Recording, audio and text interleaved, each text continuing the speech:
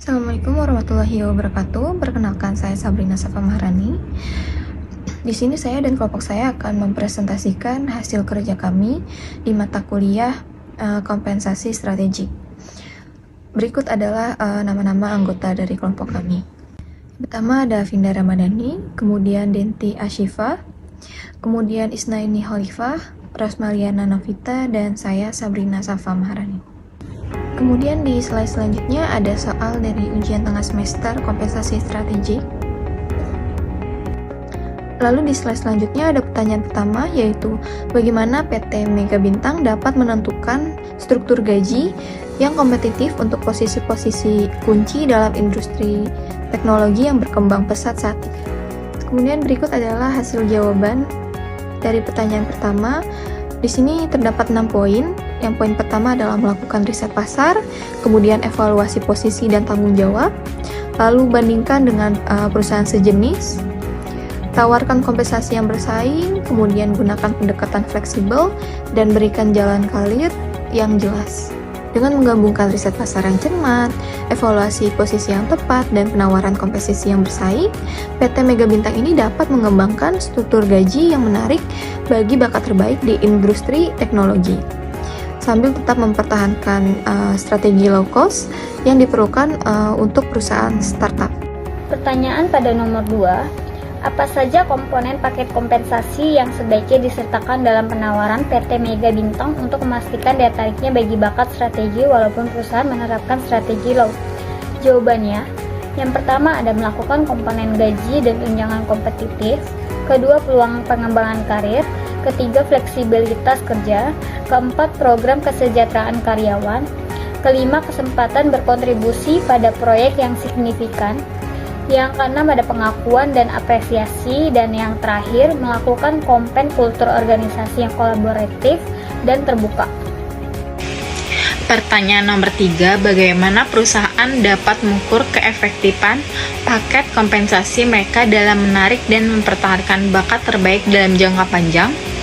Dalam menarik dan mempertahankan bakat terbaik dalam jangka panjang dengan metode evaluasi sebagai berikut. 1. Metode survei. Survei ini dapat dilakukan secara online ataupun offline dan dapat mencakup berbagai aspek seperti peluang pengembangan karir, fleksibilitas kerja, dan program kesejahteraan karyawan. 2. Metode analisis data untuk mengumpulkan data statistik tentang kinerja karyawan, kemudahan, kepuasan terhadap paket kompensasi. 3. Metode komparasi untuk mengumpulkan data tentang kinerja membantu perusahaan untuk mengidentifikasi faktor-faktor yang mempengaruhi pada kinerja. 4.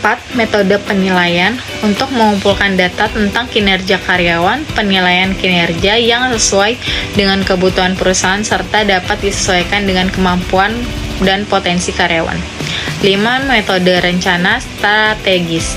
Metode ini dapat meliputi rencana strategis untuk mengatur paket kompensasi yang lebih efektif dan efisien.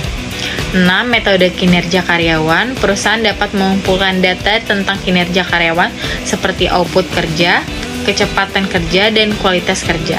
Dengan menggunakan beberapa metode evaluasi ini, perusahaan dapat mengukur keefektifan paket kompensasi mereka dalam menarik dan mempertahankan bakat terbaik dalam jangka panjang. Oke, kita lanjut pada pertanyaan yang keempat.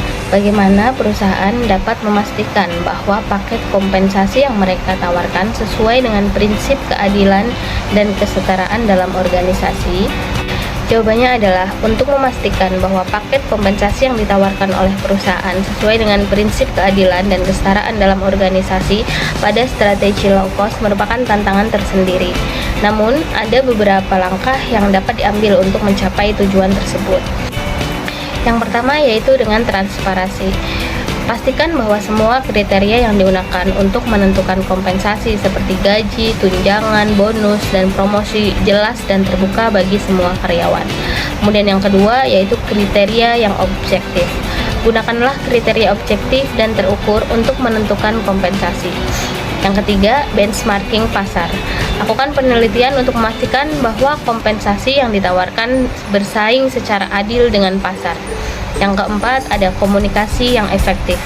yaitu komunikasikan secara jelas kepada karyawan tentang bagaimana kompensasi dibuat dan mengapa.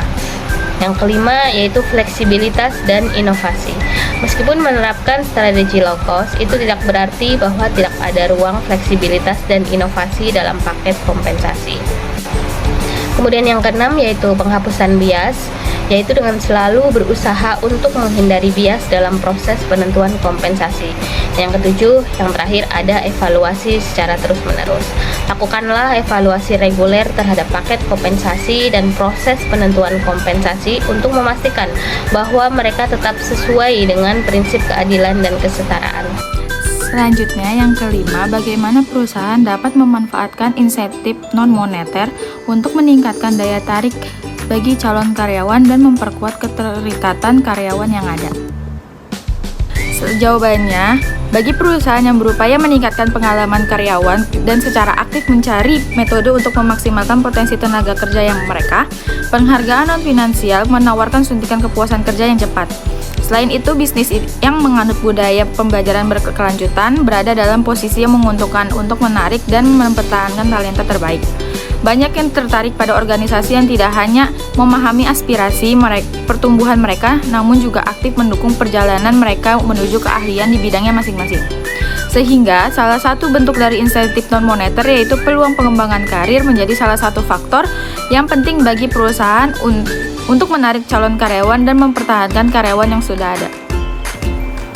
Sekian dari kelompok kami, kurang lebihnya mohon maaf. Wassalamualaikum warahmatullahi wabarakatuh. Terima kasih.